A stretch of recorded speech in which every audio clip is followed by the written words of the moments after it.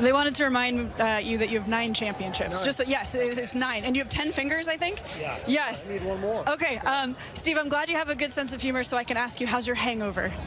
It's cleared up. Yeah, it took a couple of days. It takes a little longer when you're 56. You know, the 26-year-olds on our team had no problem. 48-hour recovery for me. Great. We saw Steph Curry get a call from former President Obama. I was curious, did you get any calls or texts from anybody that surprised you?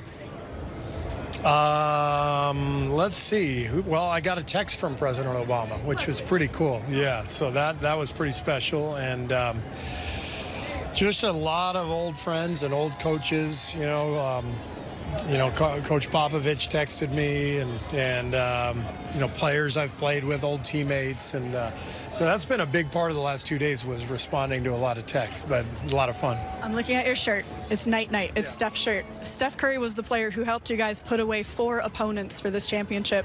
What do you think about his finals run? Just incredible. I mean, I think this was the best we've ever seen of Steph, and I say that mainly because defensively he was amazing. He's always been better than people think defensively, but he's so strong now compared to 5 years ago, and to be able to deal with the physicality of 4 consecutive rounds, 2 months of basketball where every team is trying to do the same thing, go at him, wear him down so that he doesn't go crazy on the offensive end.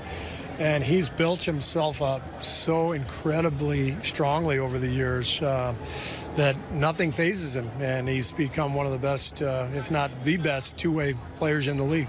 It was an emotional championship for Steph, an emotional championship for Klay Thompson as well, who sought you out with a big hug and told you he doesn't want to play for anybody else. What does that mean to you?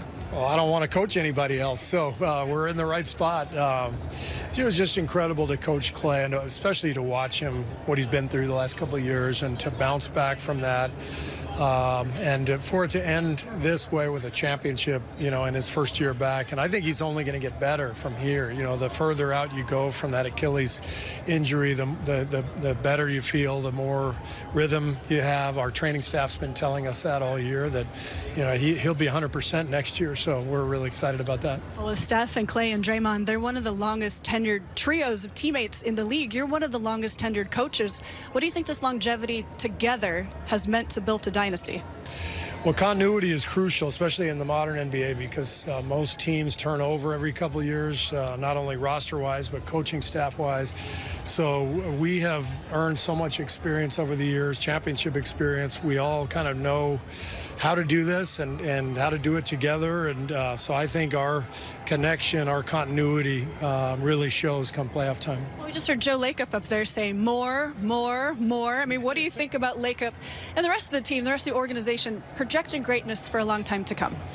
Well, everything starts at the top, and Joe has been an incredible owner. Even if he does seem a little ambitious at times and never stops wanting more. But that's what you want. And Joe has not only, put his money where his mouth is, but he has done everything to put in place the best organization possible, from the facilities to building an incredible training staff, incredible coaching staff. How many other coaches had 2 former head coaches next to them like I did this year? I don't think any, I'm guessing.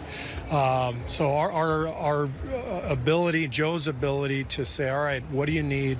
Let's do it because we want to be the best, to me is unmatched in the league, and that's why Joe is one of the great owners in sports. Do you know why Kenny Atkinson had a change of heart? What does it say about your culture?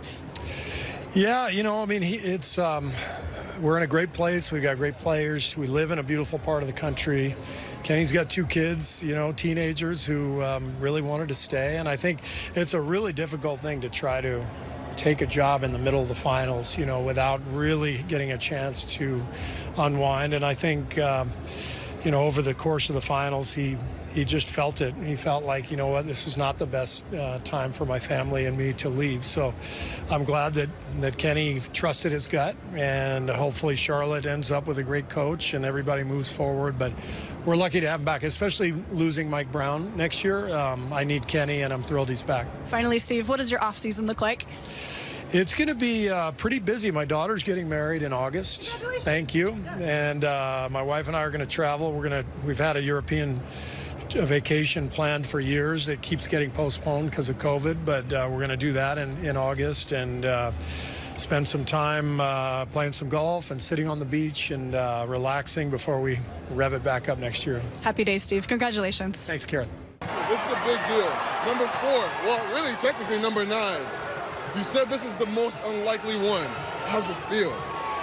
Incredible. I mean, when we started camp, I thought we could be pretty good, but I didn't know we could win the whole thing. So to be sitting here, enjoying the parade today and feeling the love of the whole Bay Area, it's pretty incredible. Okay, so you have players coming back to get on TV. You have players coming back to be assistant coaches.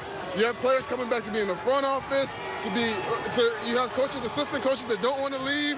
What is it about this culture that you have created here with the Golden State Warriors? It's about the players, honestly. You know that because you were one of them. But we got a bunch of great guys who want to play together. It starts with Steph. Everybody wants to play with and for Steph. And we've just had a great group of guys, and that's the key. My favorite part about you is the way you use your platform, the way you use your voice. What is it about this platform that you have now with these championships and, you know, playing for a fan base like this? How has that helped you, and what do you think about it? You know, when you win, people actually pay attention to what you say. So I try to say things that are important, if possible. And I don't know, it helps to live in the Bay Area where I got a lot of people who think, you know, like-minded.